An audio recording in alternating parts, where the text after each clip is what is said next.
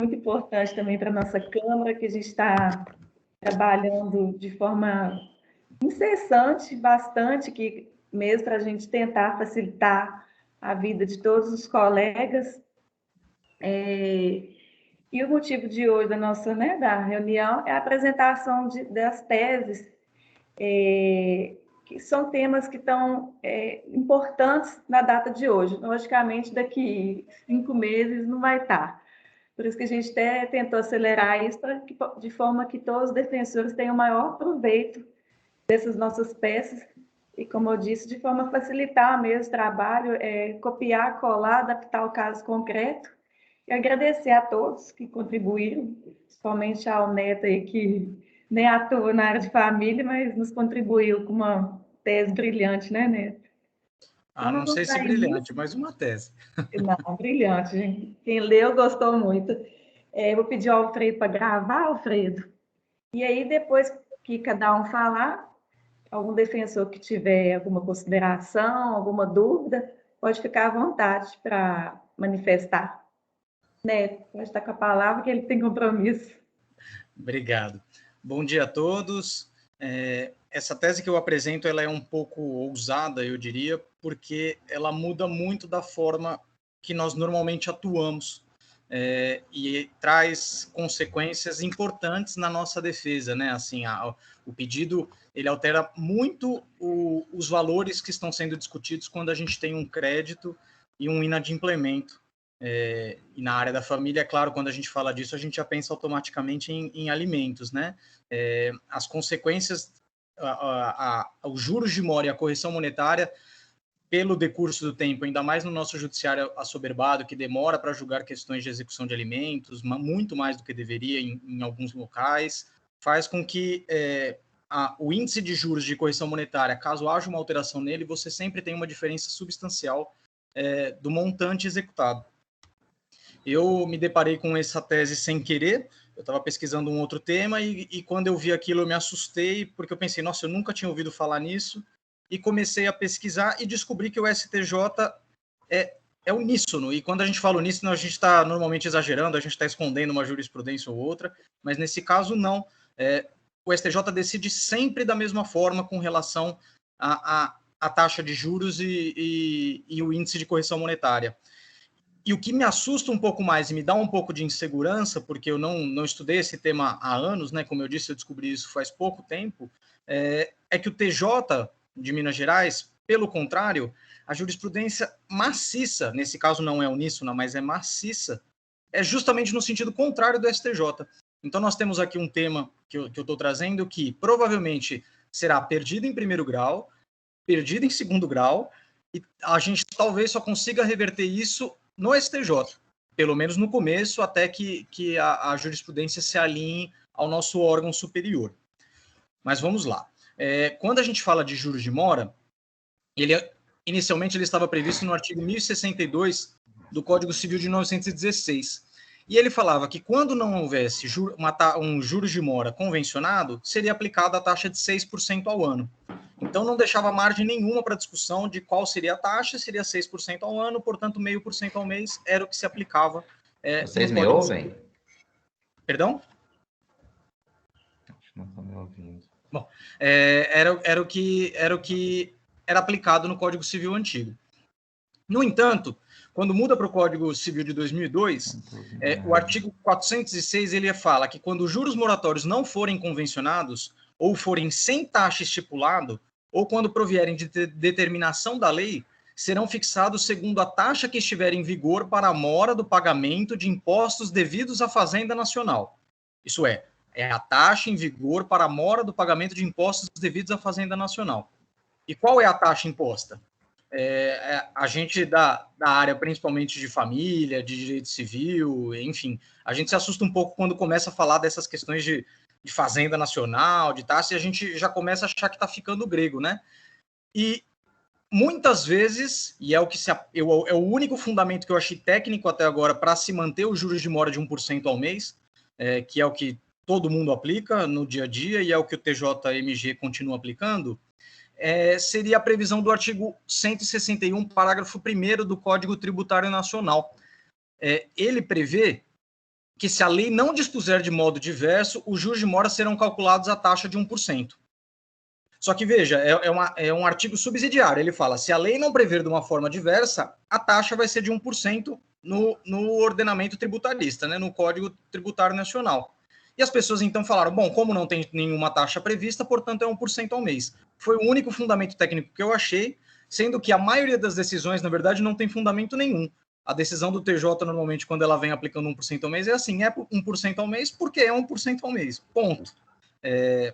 Agora, quando a gente vai ver a jurisprudência do STJ, a gente acha que, na verdade, existe já uma taxa calculada para a mora do pagamento de impostos devidos à Fazenda Nacional.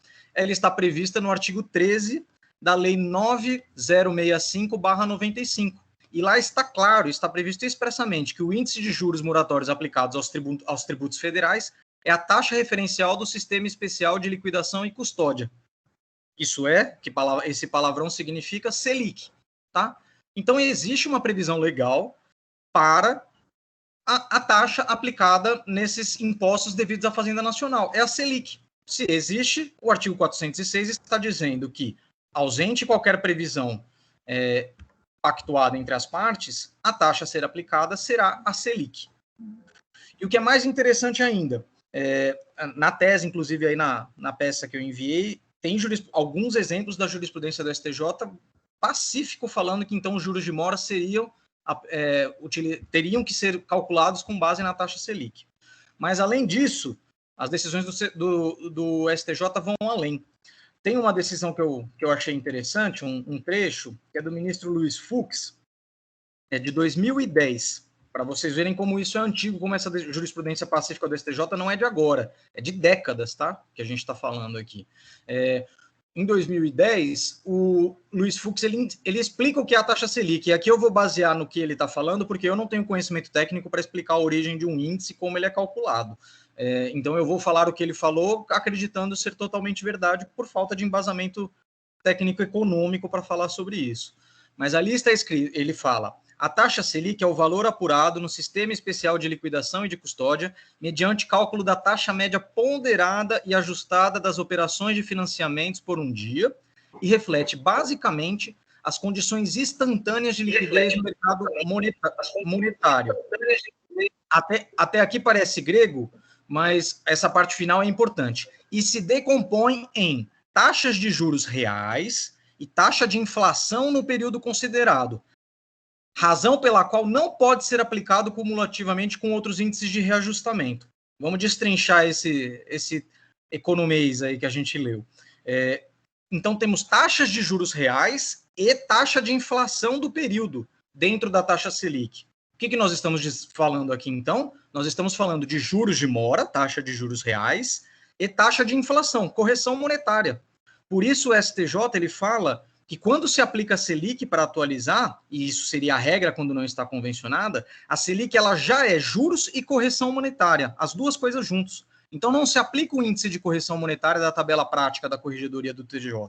Nós devemos afastar juros de mora, afastar os índices de correção monetária e aplicar exclusivamente a taxa Selic. Qual que é o resultado prático disso que a gente tem? Em alguns cálculos que eu fiz aqui, eu não olhei, claro, o histórico da taxa Selic de décadas aqui, mas a taxa Selic, ela dificilmente ela passa ali dos 8%, 9% ao ano. Muitas vezes abaixo disso, ela fica ali em torno de 6%, 7%. Se nós considerarmos que a gente está afastando os juros de mora de 1% ao mês e a correção monetária para aplicar essa taxa Selic, a gente está falando de diminuição de quase metade de todos os saldos devedores aplicados aí nos nossos casos de execução de alimentos ou de qualquer outra dívida inadimplida. Então, assim, seria uma diferença substancial, principalmente para os nossos assistidos e executados, né? E qual que eu acho que deve ser a nossa postura diante dessa conclusão, se a gente concluir que essa tese está correta? Primeiro que o artigo ele diz que não deve ser aplicada a taxa Selic sempre que não pactuada ou quando advier de lei. Na minha opinião, não existe nenhuma lei impondo a aplicação de juros de taxa Selic em nenhuma ação de alimentos. Então, ela diz que quando não pactuada será ela, mas não existe uma lei falando no caso de alimentos será aplicada a taxa Selic. Portanto, eu acho que é plenamente cabível que nós pactuemos nos nossos acordos a taxa de 1% ao mês com juros de correção monetária. Então, a primeira postura que eu acho que a gente tem que ter favorável aos nossos assistidos alimentados, né, que vão ser credores da dívida alimentar, é prever no nosso pacto de fixação de alimentos a taxa de 1% ao mês com correção pela tabela prática do TJMG, porque ali vai ter expressa previsão e vai ser favorável à nossa parte, e ela é perfeitamente aplicável.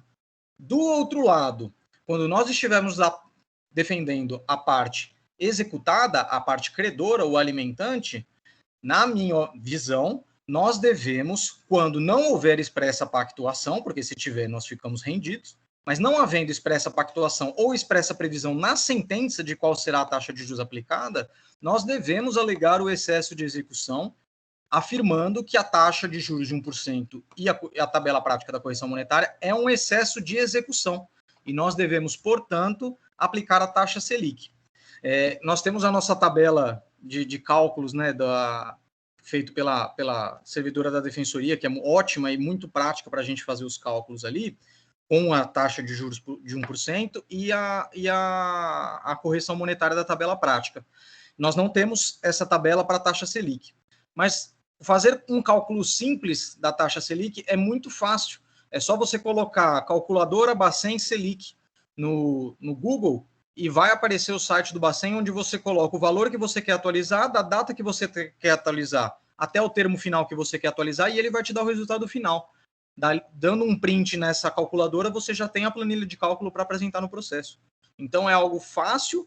Claro que se nós tivéssemos uma tabela, e fica aí a sugestão para a gente pedir para ter essa tabela pronta, para a gente conseguir colocar mais de um valor de uma vez, né? Não só colocar cada valor na calculadora e fazer um print, é claro que fica mais prático, mas nós já temos meios para alegar esse excesso de execução no presente momento. Nós não precisamos esperar uma estruturação da Defensoria Pública para apresentar essa tabela para a gente.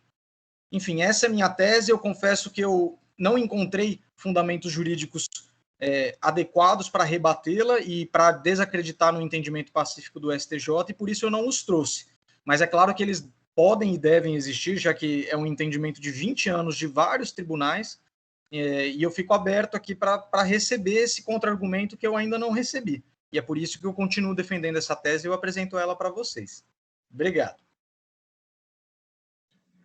Ô, Neto, obrigada por você ter vindo. Ô, Fernanda, só seu microfone está no mudo. Eu estava agradecendo ele, estava mudo. Obrigada, viu, Neto? Eu queria tirar uma dúvida, que realmente eu não tenho intimidade nenhuma com essa questão de cálculo de juros, eu sou totalmente dependente daquela tabelinha. Mas quando você vai calcular a taxa Selic, ela varia de mês para mês ou ela é anual? E aí você vai mudar só ano por ano?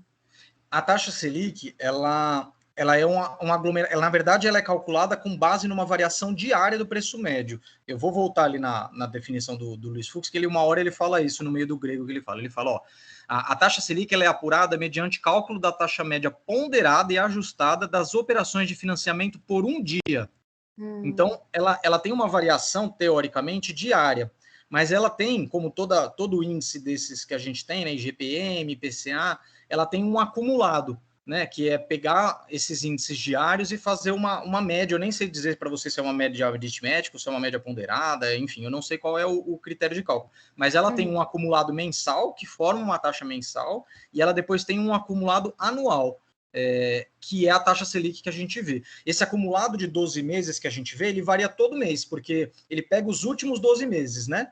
E eu acho que esse acumulado de 12 meses é o que é aplicado no índice que é apresentado para a gente oficialmente. Então, em janeiro, ele pega de janeiro a dezembro do ano anterior. Em fevereiro, ele pega de fevereiro do ano anterior até janeiro do presente ano. Né? É sempre dos últimos 12 meses. Então, existe uma variação para o acumulado de 12 meses que acredito eu que seja o índice oficial utilizado pelo Bacen no cálculo deles.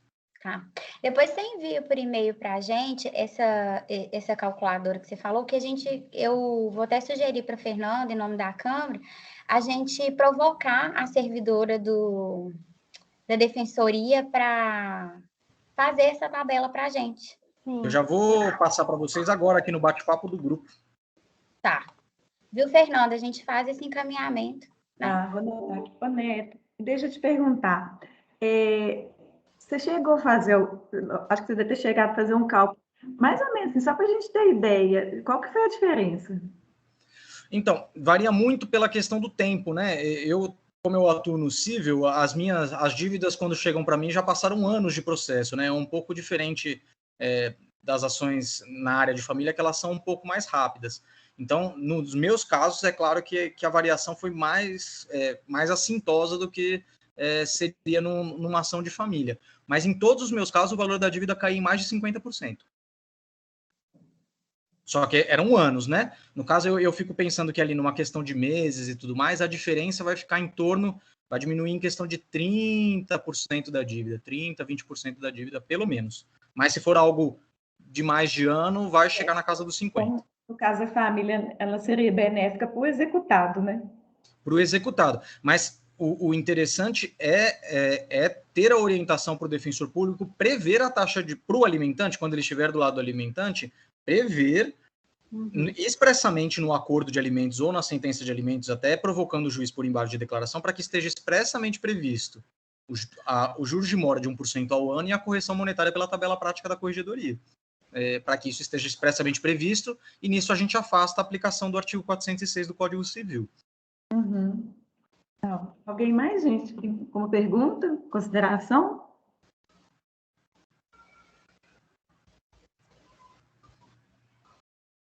Parte aqui da nossa Câmara, então, da minha parte, está aprovada. Eu não sei como é que a gente vai fazer isso, mas eu acho que todo mundo podia se manifestar, quem está presente, se aprova ou se...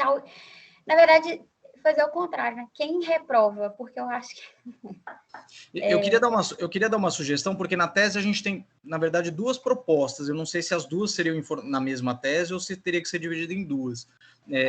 Porque existe a proposta para se aplicar a taxa Selic quando não houver expressa previsão, e a proposta de orientar a fixar a taxa de juros em 1% ao mês, quando se estiver do lado do alimentante numa fixação. Eu não sei se isso entraria numa tese, ou será melhor só enxugar tudo para uma tese de falar, quando não... Acho melhor enxugar, porque como a maioria de nós aqui atua nos dois polos sempre, uma tese só, para a gente ficar esperto nos dois lados aí, né? Resguardar os direitos dos dois lados. Alguém tem alguma ponderação contra para não aprovar a tese? A gente abre na palavra aí, né, Fernanda? Sim. Se ninguém se manifestar, a gente vai dar por aprovado. Não, eu entendi bem a questão, mas seria assim, eu só não entendi a parte, como é que ficaria, digamos assim, a tese em si. No caso, então, nós teríamos que colocar, eventualmente, no processo de alimentos, a questão de que, favorecendo o alimentante, que seriam os juros legais do Código Civil, antigos juros legais que a gente falava, seria isso?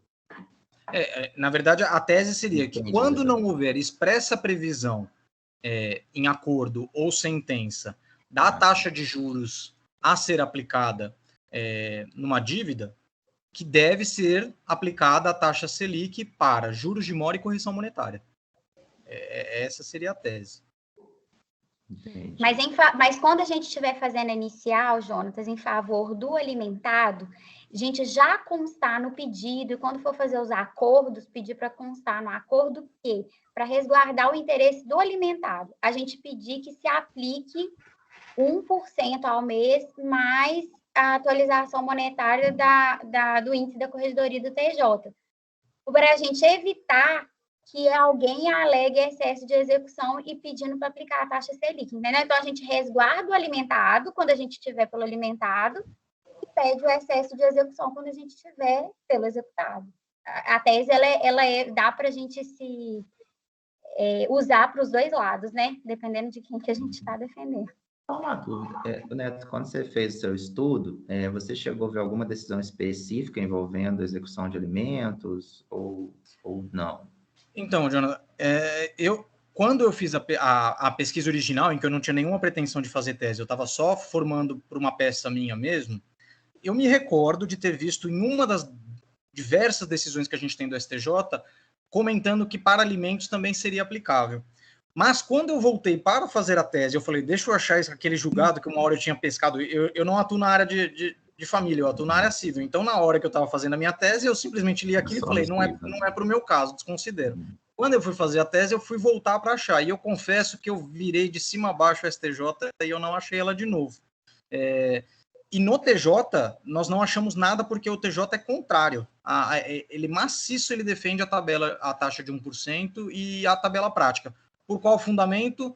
Eu não encontrei, eu só encontrei, quando eu encontrei, aplicando o artigo 161 do Código Tributário Nacional, que quando se vai verificar, ele não é aplicável, inclusive o STJ ele expressamente afasta. Então, eu não consegui achar fundamento para ser diferente na área da família. Mas eu também não consegui achar, agora, para apresentar para vocês formalmente, eu não consegui achar uma decisão falando para alimentos também se aplica. Entendi, sim, entendi. Eu acho que tecnicamente não tem como rebater, não, né? Se a gente for analisar, assim, embora assim, seja inovador de fato, pelo menos para nós, assim, que estamos na família, acho que tecnicamente não tem como não aprovar a tese, na minha opinião, tem que ser aprovado. Ô, Neto. Desculpa, pode falar, cara. Vou até fazer uma pergunta, acho que é meio assim, sem lógica, mas é porque a questão da correção monetária, ela é igual no país todo, não é isso? Não. Índice? Pois é, porque, por exemplo, às vezes acontece uma ação de alimentos em Minas, o alimentante vai mudar, vai para outro estado e lá vai executar, né? Certo. E aí, de toda forma, ele vai estar vinculado a essa correção de Minas, da Corregedoria de Minas Gerais? Hoje em dia já é um pouco assim, né? Porque como o tribunal ele já aplica, o Tribunal de Minas ele já aplica os juros de mora de 1% e a tabela prática, ele já está aplicando a sua própria tabela prática, que é diversa de outros estados, né? Eu entendo que isso é um problema realmente, mas isso já é feito hoje em dia. É porque, às vezes, na decisão, pelo menos aqui, o juiz ele não manifesta nesse sentido, que vai ter juros e que vai ter correção monetária. Ele simplesmente condena, né, a parte a pagamento de alimentos. E nos acordos também ele homologa os acordos, né?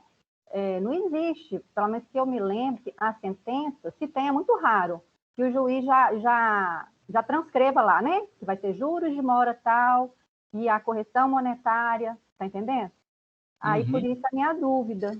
O que talvez seja uma solução intermediária seria só exigir que seja fixado o juro de mora pela taxa Selic.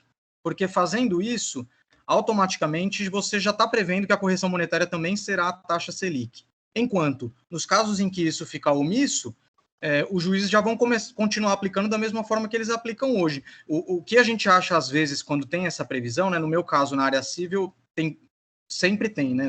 É algo mais comum de se constar no final de uma condenação, essas regrinhas. Mas eles colocam assim, correção monetária pela tabela prática, normalmente, só, apenas.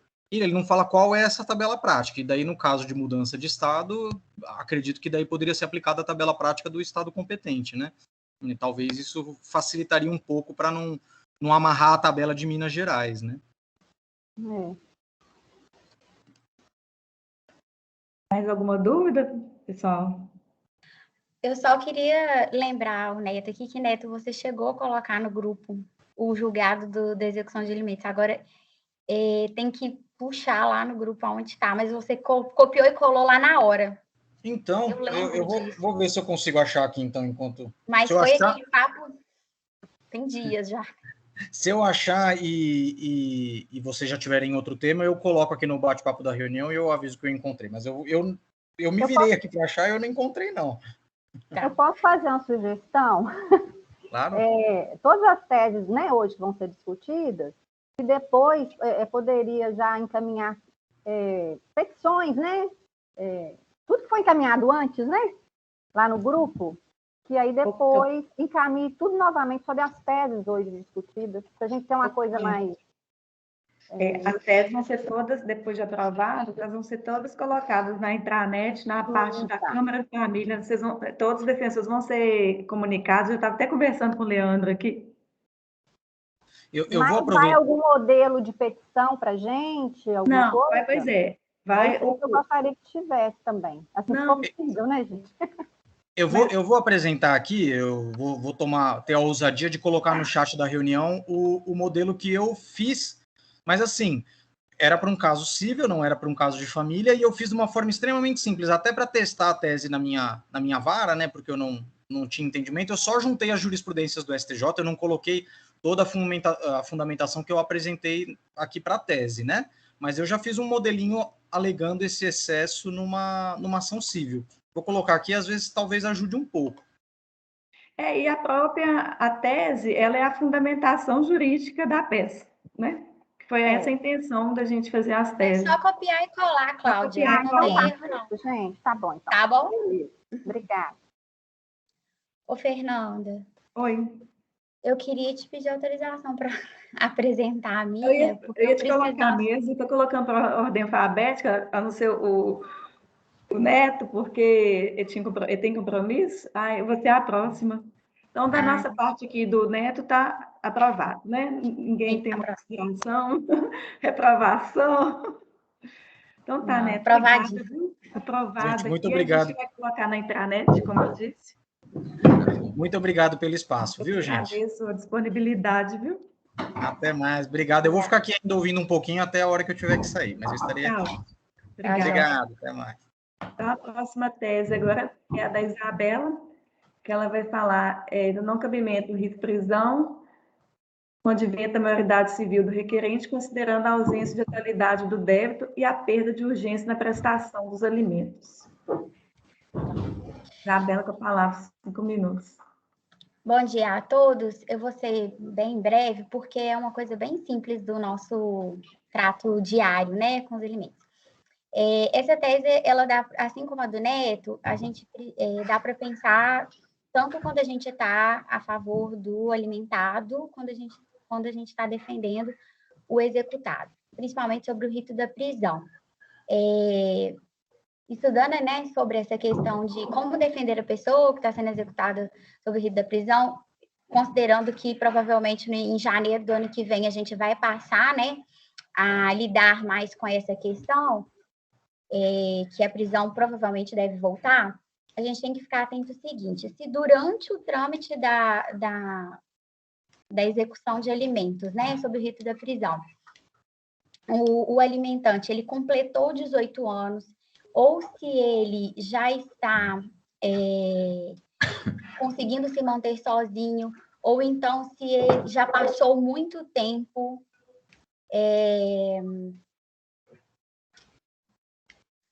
Só um minutinho, gente.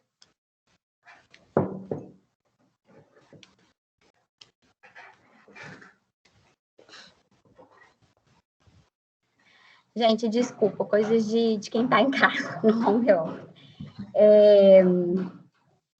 Então, como consequência do advento da maioridade, a natureza da alimentação, da obrigação alimentar, ela vai sofrer uma mudança, né? Ela passa de ser uma obrigação presumida por causa do poder familiar. E, apesar de não haver, né, essa mudança expressa pelo juiz, a própria natureza da obrigação, ela muda, né? Então, a doutrina e jurisprudência, né, entendendo nesse sentido, que com o advento da maioridade, haveria a perda da urgência, mesmo se a pessoa não está trabalhando, só pela mudança do caráter alimentar, né, de passar de dever alimentar para... passar de obrigação alimentar para um dever que decorre da solidariedade familiar. Então, pesquisando no TJ de Minas Gerais, eu não vi nenhuma jurisprudência assim relevante sobre o tema. O que eu achei foi uma decisão da Nancy, né, lá no STJ, em que ela fala que o fato do credor, durante a execução, ter atingido a maioridade civil, né, ele, embora isso não seja justificativa para perdoar a dívida, né, nós não estamos falando aqui de perdão da dívida, a gente só está querendo afastar a questão da prisão. A prisão civil, ela perde o sentido, né, porque não tem mais atualidade do débito e também porque perdeu a urgência. Nós não estamos falando de uma pessoa menor, incapaz, que não tem, né, condições de se sustentar.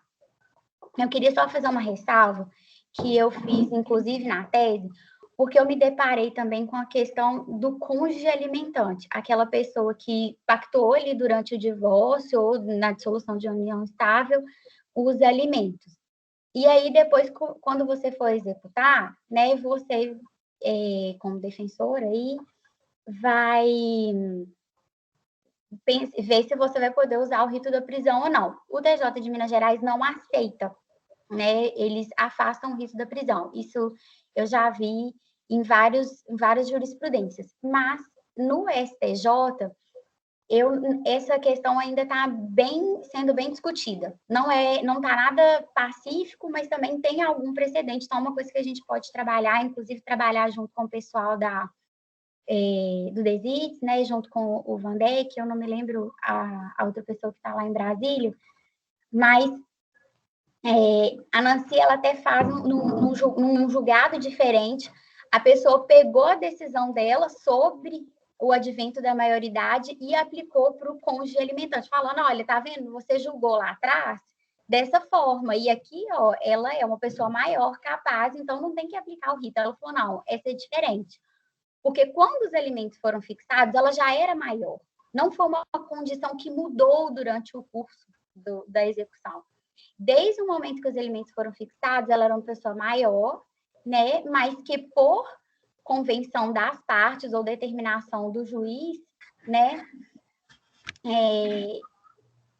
Foi fixado os alimentos. Então, essa similaridade fática que a pessoa estava alegando lá não existia, porque há uma diferença muito grande entre a pessoa que, quando os alimentos foram fixados, era menor e veio com o advento, né, o advento da maioridade durante o rito, diferente daquela pessoa que, quando os alimentos foram fixados, ela já era maior, né? Então, já havia essa condição e isso ela entendeu que faria caber o rito da prisão para o cônjuge alimentado aí, né?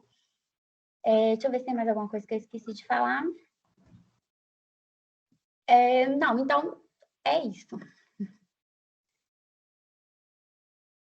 Obrigada, Isabela. Nada. Quem tem alguma consideração? Alguma dúvida?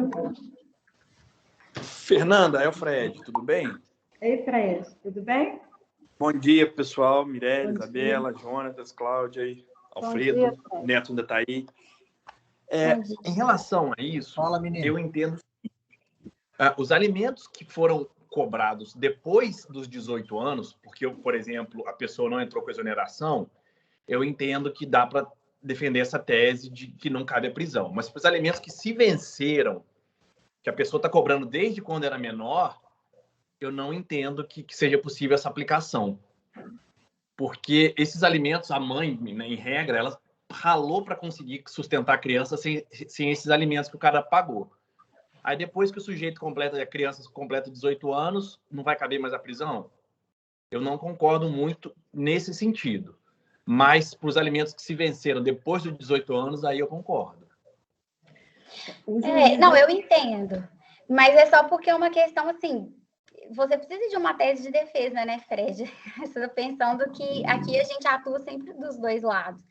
E então, a grande justificativa... Se eu puder só fazer uma rápida colocação, é o seguinte, porque o fundamento do rito da prisão civil, né, é a própria urgência da cobrança.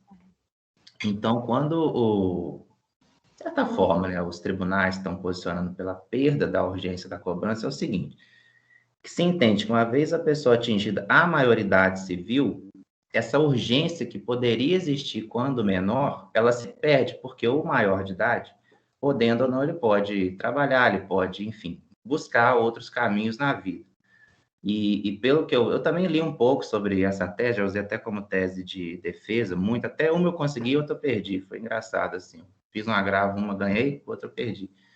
É baseado nisso, assim, a decisão que eles têm tomado é no seguinte sentido, sendo a pessoa maior de idade, se perde aquela urgência necessária apta à prisão civil. E eu consigo, e a prisão, na minha modesta opinião, assim como no penal, no civil, ela tem que ser a última possibilidade, né? É o último recurso que você tem. Eu não consigo fazer uma diferença entre prisão civil e prisão penal. Ou seja, o penal é o último recurso, no civil não, pode ser já logo de início. Então, assim, como ela é pautada na perda da urgência, a tese da Isabela é baseada nisso, eu acho que é razoável, assim, mesmo quando, enfim, iniciou-se a execução quando a pessoa era menor de idade, que muitas vezes acontece, né? Mas você imagina, a pessoa começa com 14, essa execução até 21, 22, 23, será que ela ainda tem uma urgência apta a gerar a prisão desse devedor? Essa que é a questão, eu acho. Posso falar? Sim. Então, eu também, assim, mais ou menos a visão do Fred, eu penso que se começa na menoridade, né, na hora que chegar na maioridade, eu tenho inúmeros casos que tem execução desde 2012, era criança ainda a pessoa, hoje já é maior. E aí, quer dizer, se a gente for usar essa tese, porque infelizmente, às vezes é a prisão que vai ser o meio mais eficaz para coagir o devedor a pagar uma pensão, né? Ou mesmo se movimentar para fazer um acordo, né? Às vezes não vai receber tudo, mas pelo menos alguma coisa, né? É possível se ganhar, né? Eu mesmo estou com um caso agora recente dessa forma. O menino tinha 10 anos de idade quando a mãe conseguiu entrar com a pensão. O pai nunca pagou, agora ele já está maior. Quer dizer, agora ele vai perder esse meio de coerção do pai? Porque se perder isso, o pai provavelmente não vai pagar, porque geralmente na defensoria os executados não têm bens, então vai para o rito da penhora, não vai adiantar nada, né? Então, assim, vai ser algo totalmente perdido. E a criança passou aí, né? A infância toda sem uma assistência. Então, assim, eu não sou muito favorável. E às vezes até depois se completa a maioridade, ou que entra mesmo na maioridade, né? Se o pai tem a obrigação, preenchidos os requisitos, de pagar essa pensão, até que o filho até complete, vamos dizer, 24 anos, estiver estudando, então é porque o filho realmente precisa dessa colaboração paterna. Então, assim, eu realmente... Aqui em Valadares, inclusive, eu tenho um juiz aqui, que é o juiz que eu trabalho, um dos juízes, né, que eu trabalho, que ele, apesar do alimentando ainda está na menoridade, porque tem execuções aqui muito atrasadas, né? Muito tempo, ele está, de ofício, convertendo em rito de penhora. E eu tenho recorrido e o tribunal tem reformado. Assim, pelo menos que eu já fiz, né? O tribunal está determinando que continue o rito de prisão. Então, assim, eu não sou muito favorável a essa tese. Eu acho que tem que deixar mais livre mesmo para cada caso a gente poder ver o que é melhor. Desculpa, gente, é só uma opinião, tá? Não, tudo eu bem. lido muito com isso no meu dia a dia. Né? E eu vejo que se tirar essa medida, o nosso assistido ele pode perder muito. Cláudia, talvez não tenha ficado bem entendido no seguinte. Aqui a gente está levando em consideração, a gente pode não concordar, mas a gente está fazendo uma tese de defesa, né? Para ser usado na defesa. O que não impede de fazer uma tese defendendo o contrário. Sim. A Isabela... Não vincula, né? Hã? Não é vinculante. Não, eu entendo. É só porque também, Cláudia, a família é um mundo, né? Eu vou até usar o exemplo que aconteceu com a Mirelle, que ela compartilhou isso no grupo recentemente, foi uma coisa que eu fiquei com muita dó. E tinha uma filha de mais de 20 anos, a Mirelle pode até contar o caso aqui, se ela quiser, de uma menina que ela já era formada, já tinha curso superior, já conseguia se sustentar, ela ganhava muito mais que o pai, sim, e o pai executado há muitos anos, entendeu? Então, assim, cada caso é um caso. Só que eu acho que o meu intuito foi elaborar uma tese bem fundamentada para já deixar pronto, para quem precisar usar, já ter toda a fundamentação jurídica, porque é óbvio, quando eu tiver pelo alimentado, né, eu não vou alegar isso de forma alguma, eu vou continuar mantendo.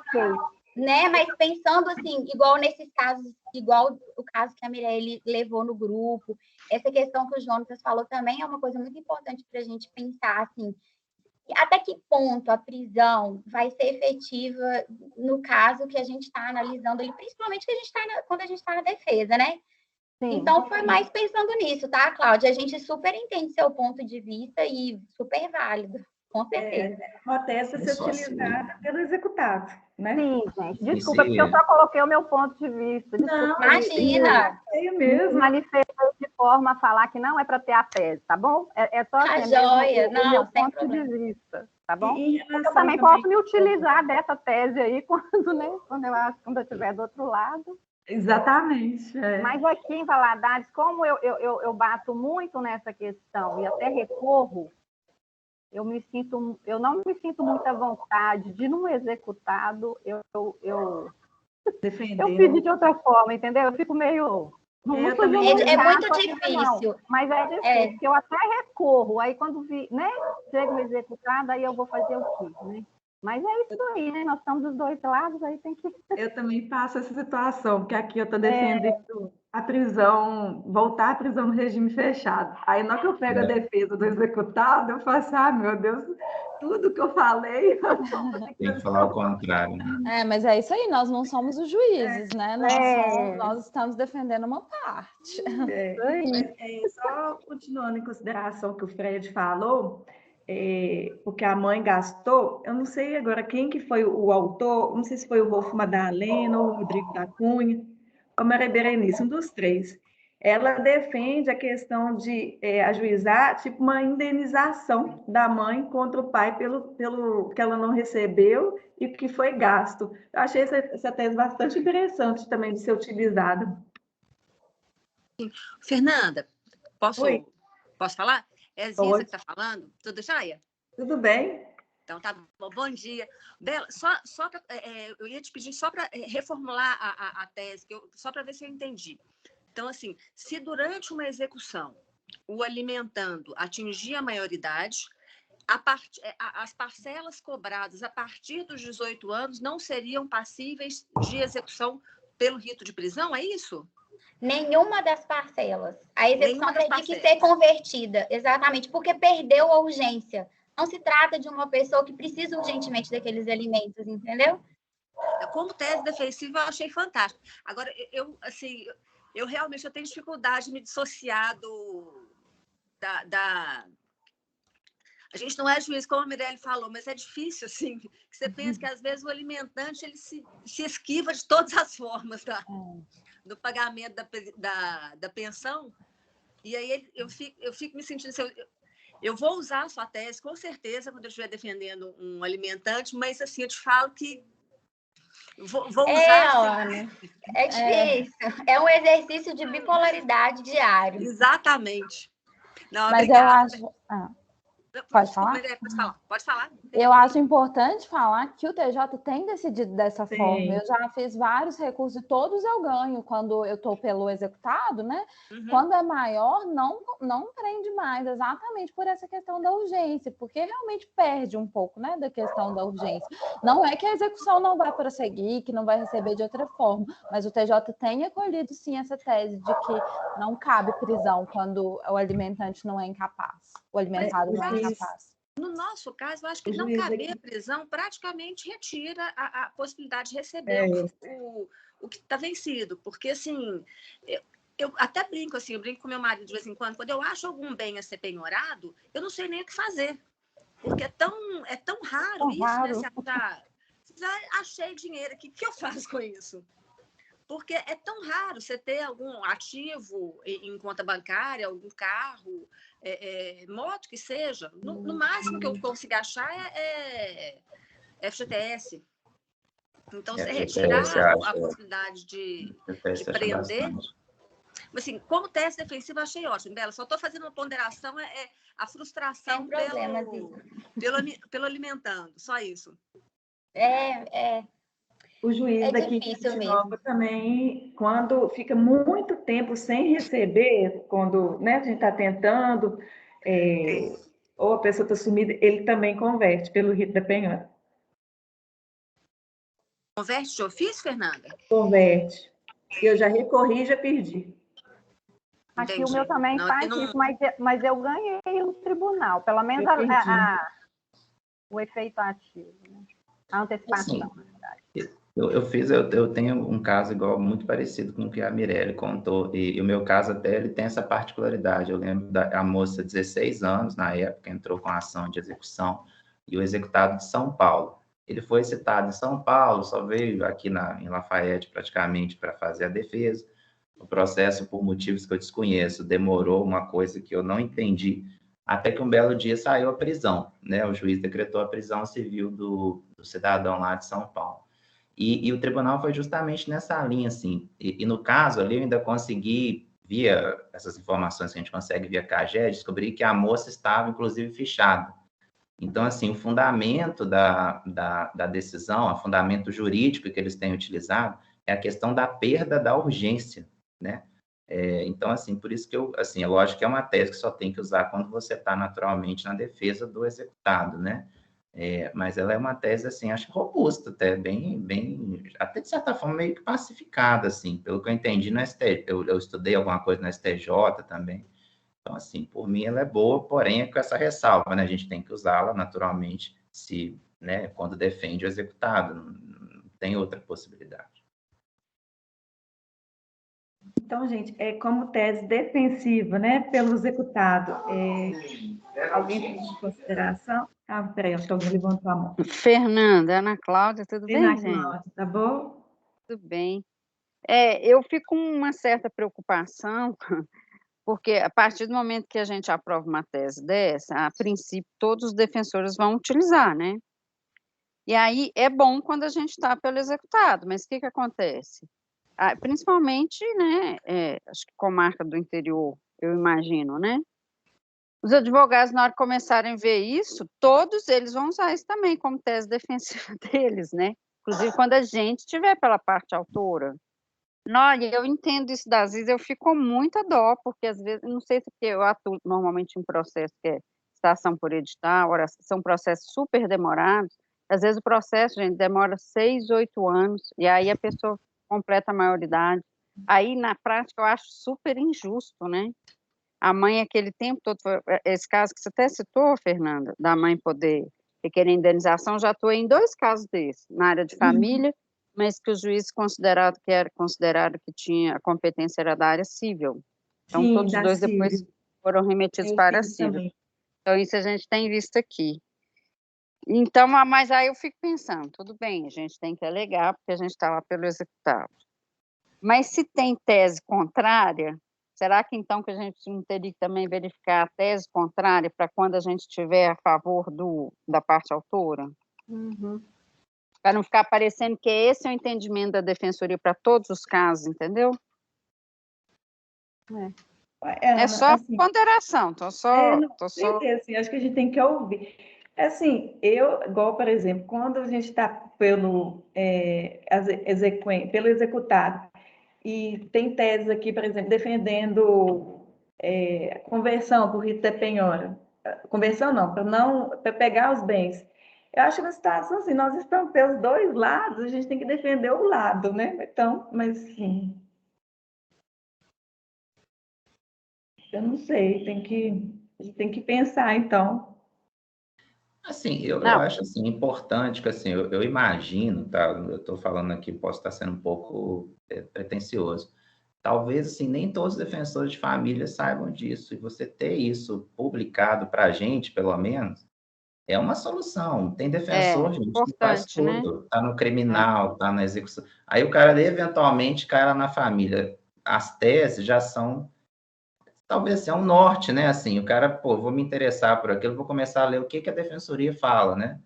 Mas, assim, eu entendo que tem um dilema, acho que é ético, claro, né? É a questão, mas juridicamente engraçado. Eu ainda acho bastante robusto. Não, eu acho excelente para quando a gente está pela parte de executado. Talvez fazer 2, igual isso que eu acho. Colega, né? Eu acho de um lado e do outro. Isso, né? eu acho. O defensor também, que está atuando pelo outro lado, ele também tem uma tese para ele se respaldar aí numa impugnação, né? Quando ele vai falar após a defesa do outro, né? Enfim. Porque, por exemplo, a tese do neto, se for aplicar no âmbito da família, quem está pelo exequente vai levar prejuízo, entre aspas, né? Se for olhar assim, né? Tudo tem os dois lados. Mas porque aí, na família tem do TJ aí que nem aceita, né? Por hora, né, a tese do Neto, né? Nós estamos lá no STJ com essa aceitação, né? Não, mas, por exemplo, aquela súmula da da mesma STJ... forma também, né? O TJ também tem acho que ele, não sei se está meio a meio, mas o TJ também tem entendimento de que não poderia passar para penhora, né? Que geraria prisão, né? Mesmo muitas parcelas vencidas, né? Aqui mesmo em Valadares eu tenho tido muito esses casos.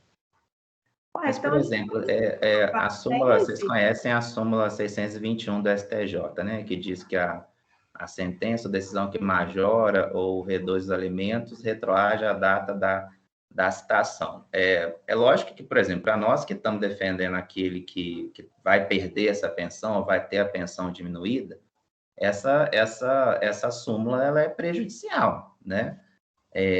Mas, por exemplo, quando você está defendendo aquele que busca a exoneração, a revisão, você não vai utilizar ela. É nesse sentido.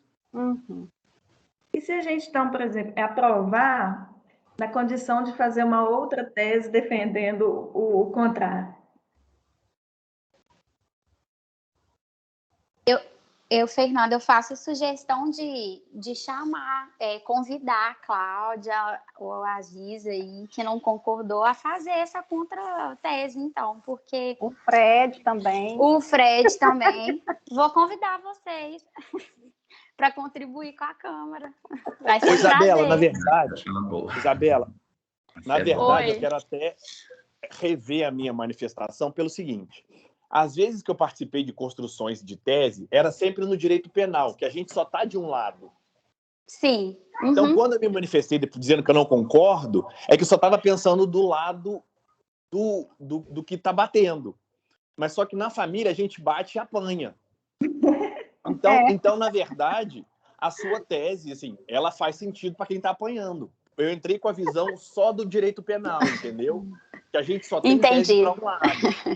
Então, realmente, assim, a sua tese... também, né?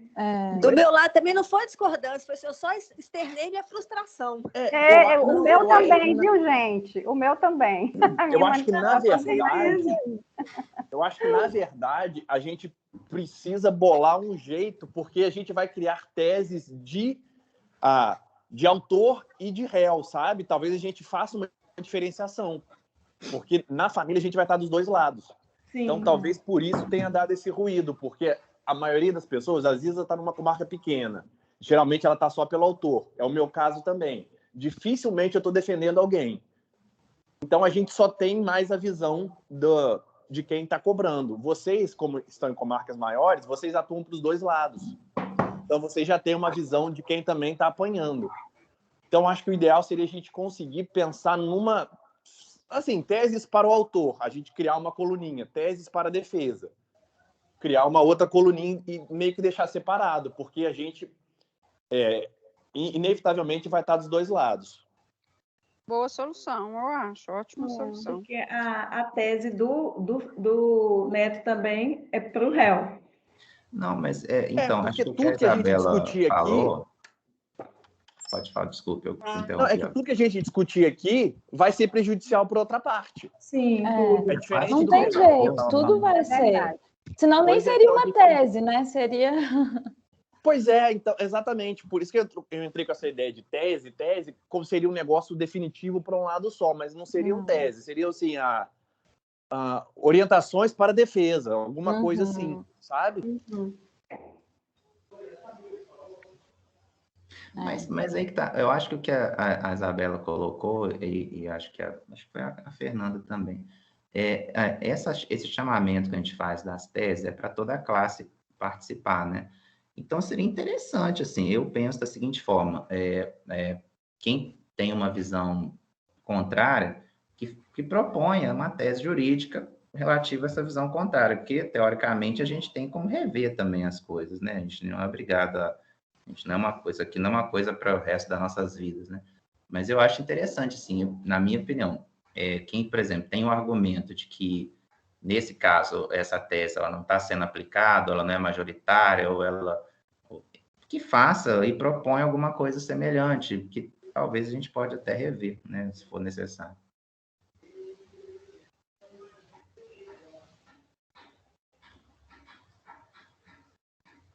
Podemos aprovar, então, feitas as ressalvas? Como, Sim. né, tese defensiva Como tese defensiva está aprovada? Sim, né? Sim. Sim, Podemos passar. Sim, A aprovado. gente pode fazer, rapidinho, que só para interromper, às vezes é abrir um novo edital com as teses, as mesmas teses, mas pela outra parte, até a do Neto. Mas a do Neto, eu acho que ele deu na própria tese dele, ele deu uma solução boa. Ele fala, olha, quem está defendendo o alimentado, que se atente para constar na petição inicial o pedido e no acordo. Então, a tese dele está bem clara. Assim, Não, mas ainda assim vai ter prejuízo a dele, porque tem muitos acordos para trás que não foram previstos isso, sim, né? a Então, maioria. assim, eu comecei a ver, eu falei, lascou. Se essa moda pegar... Agora a dele me preocupou mais que a sua, Isa. Eu também. Então, tá. Então, a gente considera como aprovada e vamos chamar a classe, ou quem se dispuser, né, a fazer. Aí, como tese aqui, está como tese do executado. E aí, depois a gente abre também um edital como o exequente, né? Então, a próxima agora é a Mirelle, que vai falar sobre a exigibilidade dos alimentos desde o despacho inicial, no momento que são fixados. Não. Gente, a minha tese também, ela vai ser defendida por um lado só, porque ela vai prejudicar uma parte, né? Eu estou defendendo, existe essa controvérsia, né, de quando que seriam devidos os alimentos provisórios. Tem uma corrente que, com base no artigo 13º, parágrafo 2º da Lei de Alimentos, defende que os alimentos provisórios seriam devidos apenas a partir da estação. E essa corrente, durante muito tempo, ela foi, inclusive, majoritária, mas hoje tem prevalecido, pelo menos no TJ, o entendimento de que, no TJ de Minas, né, o entendimento de que os alimentos são devidos desde o momento em que eles são fixados, desde o despacho inicial. E que essa previsão do artigo 13º seria apenas para alimentos definitivos, ou seja, os alimentos definitivos, eles retroagem a citação, mas os alimentos provisórios, eles são devidos desde o momento que eles são fixados. E por que isso? Porque não tem necessidade de uma ação de alimentos para que o pai se torne obrigado a fazer o sustento do filho, né? Os alimentos, eles decorrem do poder familiar. Então, desde o momento da concepção, o pai já está obrigado e ciente dessa obrigação dele. Tanto que existe a previsão dos alimentos gravídicos, porque realmente a obrigação alimentar decorre desse poder familiar. Além disso, essa corrente também, essa corrente que defende que os alimentos são devidos desde o momento em que são fixados, ela também encontra amparo na Constituição, porque a Constituição prevê a garantia dos direitos dos menores, eles têm absoluta prioridade, né? Então, essa é uma forma de garantir o direito desse alimentado também, porque a gente que atua todos os dias no direito de família sabe que os processos judiciais são muito demorados, e a gente sabe também que muitas vezes esse alimentante, ele foge da citação.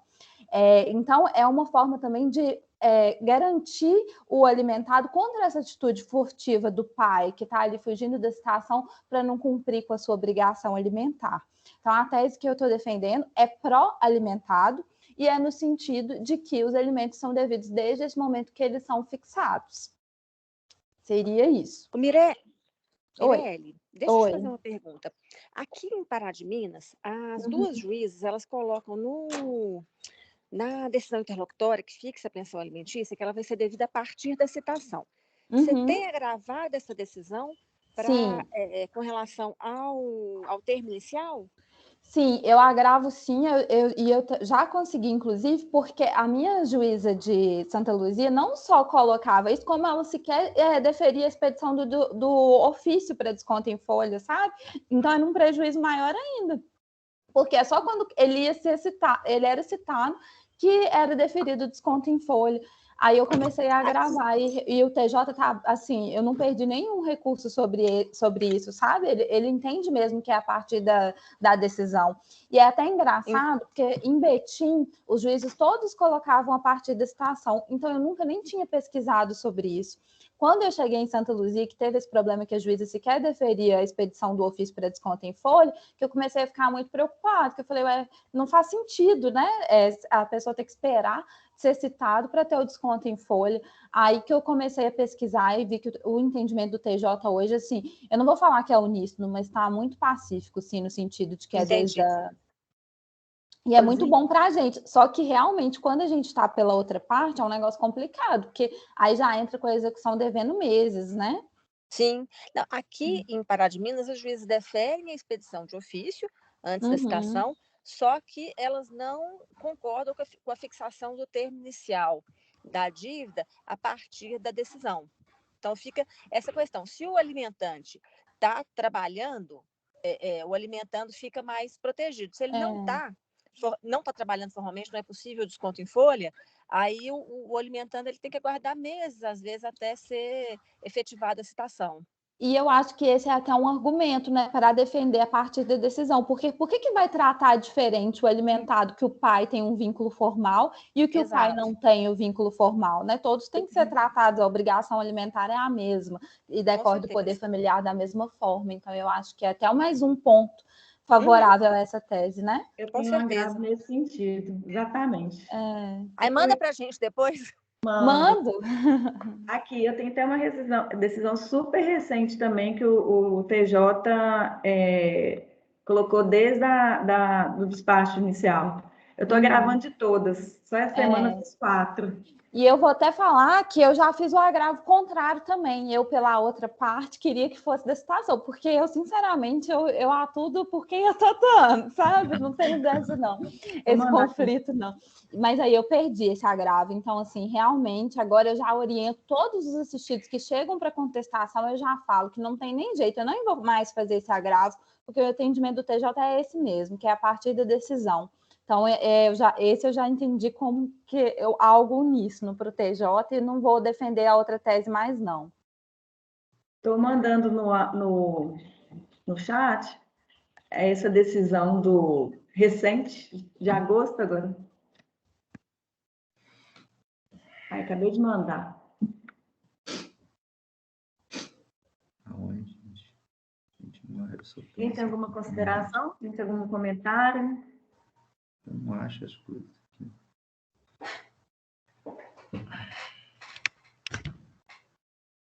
Podemos aprovar a tese pelo lado do exequente agora, né? Agora a gente está beneficiando o alimentado.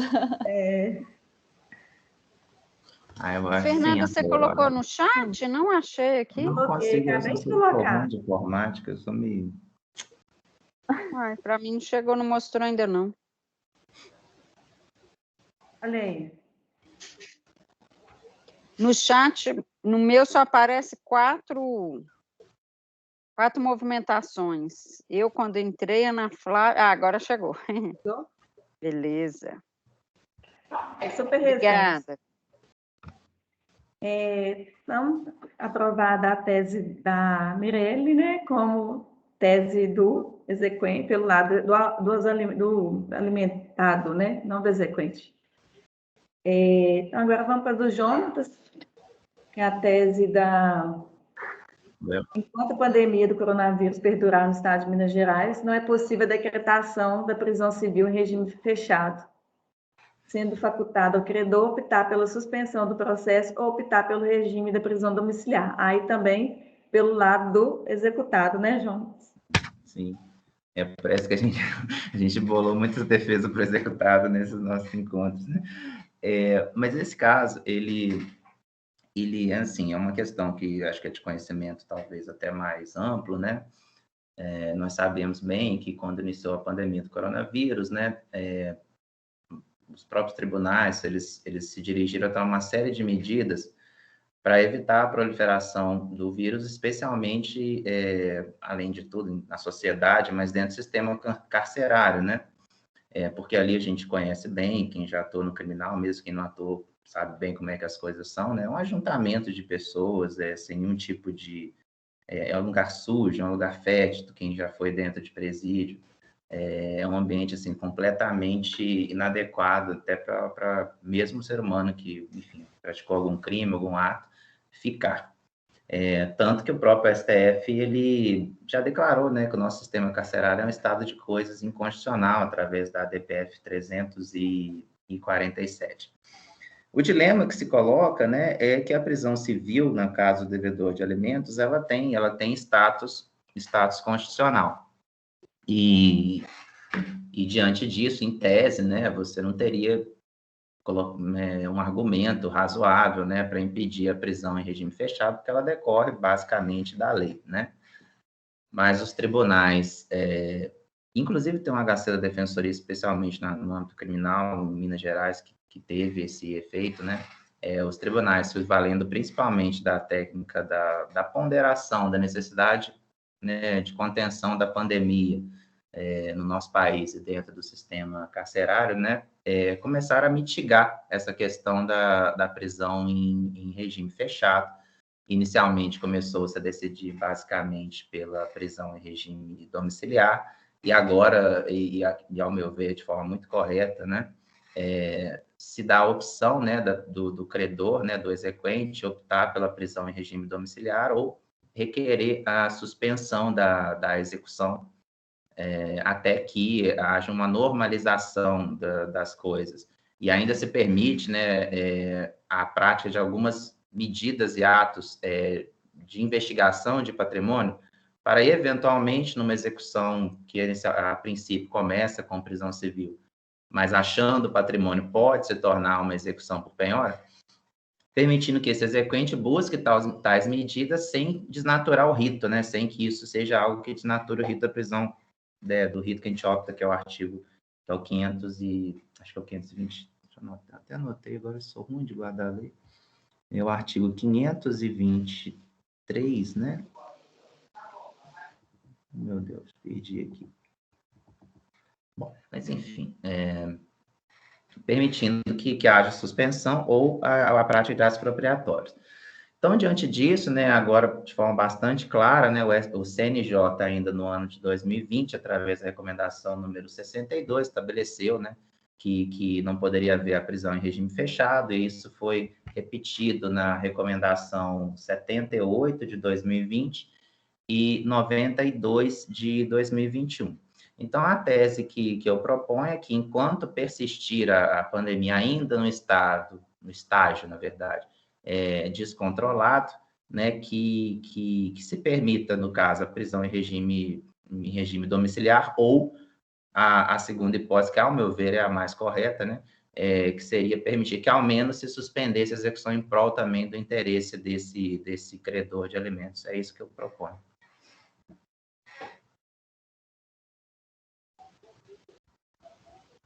Alguma consideração? Deixa o artigo aqui, gente, estou ruim de cabeça. É o 528, parágrafo 3º, gente, desculpa. Aí eu nós queria também falar, estamos falhou aqui. na tese em favor do executado, né? Mais uma, né? Mas essa, pelo menos, tem um lado de preservar, suspender na execução, né? Então, assim... A questão da suspensão aí dá um alíviozinho, né? Sim.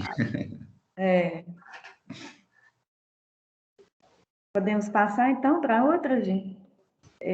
Considerar como aprovada a tese do Jones, né, quando estiver na defesa do executado. E aí vou passar para a minha, então.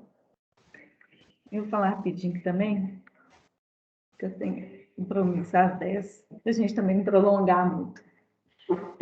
A minha tese, ela é da possibilidade de medidas expropriatórias sem desnaturar o rito da prisão. Então, ao longo desde março do ano passado, desde que houve tanto ou a suspensão do mandado de prisão ou o diferimento dessa prisão em razão da pandemia, de forma a preservar a saúde, né, do executado, de quem está, tanto do preso que está preso, quanto até dos agentes, para evitar a transmissão para os demais presos, o CNJ recomendou que fosse suspensa a prisão civil em razão para o controle da pandemia. E aí, então, tem um ano e pouco, né, um ano e tanto, na verdade, né, que os exequentes, principalmente os assistidos da Defensoria, ficam praticamente sem receber, porque né, sabemos que o nosso caso aqui, só a prisão, e olha lá, consegue algum efeito em relação para recebimento. E então, a partir daí dessa suspensão longa, foram feitos pedidos de medidas expropriatórias no rito da prisão, sem desnaturar esse rito. Quer dizer, pode, por exemplo, penhorar FGTS, PIS,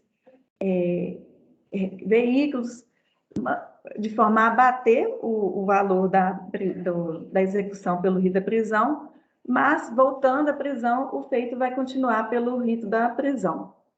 E aí, recentes decisões do STJ e até mesmo do TJ, e de TJMG e de outros TJs, são poucos ainda, mas vem conseguindo êxito com base no artigo 139, inciso 4 do CPC, que incumbe ao juiz buscar medidas, adotar medidas cumuladas, como medidas indutivas, coercitivas, mandamentais ou subrogatórias. Tem uma decisão aqui do TJ, do Distrito Federal, foi a primeira que eu usei, e ela fala que deferiu a medida constritiva, sendo que não alcançada a satisfação do débito, o alimentado poderá requerer novamente a prisão do devedor, desde que terminado o período excepcional. E aí eu colacionei diversos julgados a favor, e isso atende pelo menos um pouco, né, da proteção do exequente, de forma a garantir, se conseguir algum bem, algum valor, de garantir pelo menos o mínimo aí, para não ficar tanto tempo sem receber. Porque, né, todos nós sabemos o caráter de urgência desses alimentos, e deferindo essas medidas constritivas, sem desnaturar, isso prevalece o melhor interesse da criança e do adolescente que visa o recebimento dos alimentos. As teses foram todas mandadas. Quem tiver alguma consideração em relação a essa, pode falar para a gente discutir, adaptar. Estou aberta a sugestões.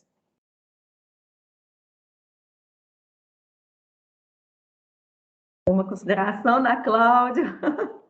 Ziza? Não. O pessoal está perguntando se está sendo gravado. Muita gente me perguntando, né? Tá. Beleza. Tá. E todas as teses, não sei se vocês viram, mandei aqui no chat. Mas também vai colocar na intranet, tá? Beleza. E podemos aprovar essa, então? Ô, Fernanda. Oi. Fernanda, deixa eu entender aqui uma coisa, não sei se eu entendi certo. No caso, somando as teses do Jonatas e a sua, seria então, caso houvesse uma execução pelo rito da prisão em época da pandemia, nós poderíamos pedir a suspensão da execução ou pedir atos expropriatórios. Seria isso? Eu peço os dois. Peço a suspensão ou o diferimento. Às vezes já tem muitos processos meus, por exemplo, que foram digitalizados e já tem o mandado de prisão, como ficou parado um pouquinho, aí eu peço para suspender o mandado de prisão e não o processo. E peço as medidas expropriatórias. Aqui... E você tem conseguido? Porque a juíza daqui de Tuiutaba, até fizemos uma reunião com ela, ela alega que ela não vai deferir, porque para ela deferir a expropriação, ela teria que mandar citar o executado com 15 dias para apresentar a defesa, e o rito da prisão seria outro rito, com 3 dias. Ela ainda não entende assim, essa questão, só do ato expropriatório em si, em virtude da exceção, né, do período pandêmico. Aqui também. Aqui o TJ o juiz daqui não concede, e aí eu recorri, eu consegui apenas um.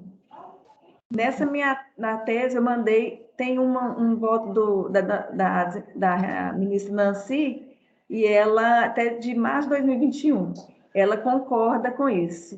Se você quiser dar uma olhadinha... Ela concorda no caso de deferir atos expropriatórios. Exatamente.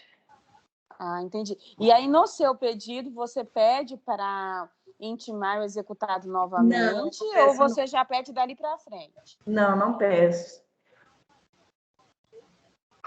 Não peço para intimar, não. Já peço a medida de uma vez. Uhum. Tá certo. Obrigada. Nada.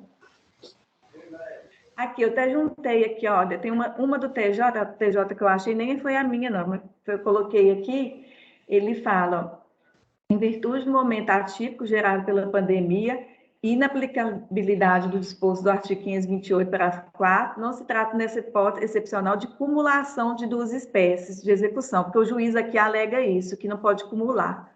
Isso posto, defira a antecipação de tutela recursal para determinar a suspensão do cumprimento de mandato correspondente já decretada prisão civil e, por consequência, o seu recolhimento até cessar as medidas de contenção do contágio. Letra B, determinar ao juízo de origem que adote as medidas expropriatórias necessárias para assegurar a infante exequente, aqui agravante, o recebimento do seu crédito alimentar, sem que isso implique em conversão do rito procedimental, enquanto perdurar as medidas de contenção do contágio pelo Covid-19 e a suspensão do cumprimento de mandado de prisão. É de 27 de março de 2021. Ótimo, ok.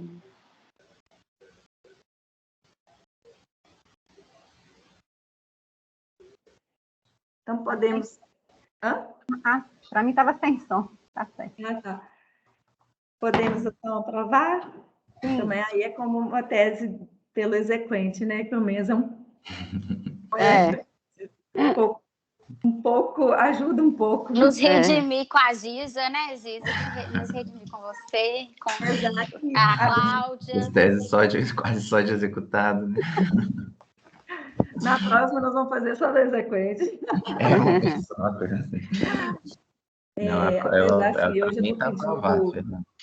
Aqui eu já estou pedindo a prisão de todos no regime fechado e o juiz já está deferindo em todos. Não tive recurso ainda para eu ver se o TJ está retornando, mas eu acho que acho que a Mirelle que falou que o TJ está reformando. Alguém me falou que o TJ estava reformando de todas. De quê? Mas eu ainda não peguei ainda. Tá, sim. Fechado, regime fechado? Que você tá falando? Eu estou pedindo, o juiz aqui está deferindo todas as medidas. O último que eu levei intimação foi de julho. Eu não sei como é que está agora, sabe? Que deu uma diminuída, né? Assim. Eu fiz uma petição bastante assim, peguei os dados tanto de Ponte Nova, quando que está a vacinação, aqui já está de adolescente de 14 anos, falei que o controle da pandemia, fiz várias reportagens assim, e aqui está dando, mas ainda não vi se alguém... Aqui tem vezes que prende, outra não prende, a gente está nesse negócio assim. Eu recorri agora em agosto pelo executado e deu certo. Deu certo, acho que foi você que me falou mesmo. Foi. Então tá, gente. A oportunidade, vou encerrar nossa reunião, agradecer a presença de todos, informar que parece que hoje vai ser publicada a nossa primeira tirinha da composição da Câmara, dessa composição atual. E aí, reitero os votos, os pedidos de quem tiver decisões importantes, tanto pelo um lado, tanto pelo outro, para a gente colocar essa tirinha e enriquecer cada vez nosso trabalho e de forma a facilitar, né? Então, todos nós aqui estão assoberbados e quanto mais facilidade podemos buscar aqui no trabalho. E a tirinha ficou bastante legal, porque a gente colocou só o título da chamada ou do julgado. E aí você clicando no item que tem lá, tem a decisão, tem o site que remete, então ficou bastante bacana. Quem puder nos ajudar, Ficou excelente. A intenção, a Ana Cláudia já viu ontem, né, Ana Cláudia? Nossa, se vocês compararem com os das outras câmaras, a família está muito melhor. Nós estamos trabalhando firme mesmo. Estão de parabéns, ficou ótimo. Tá, muito obrigada a todos, então. Gente, até mais. Obrigada, gente. Obrigada, gente. Tchau. Obrigada a todos, gente. Tchau. Tenham um bom abraço, dia. tchau. Tchau, tchau. Bom dia, obrigada. Criancinha, por favor.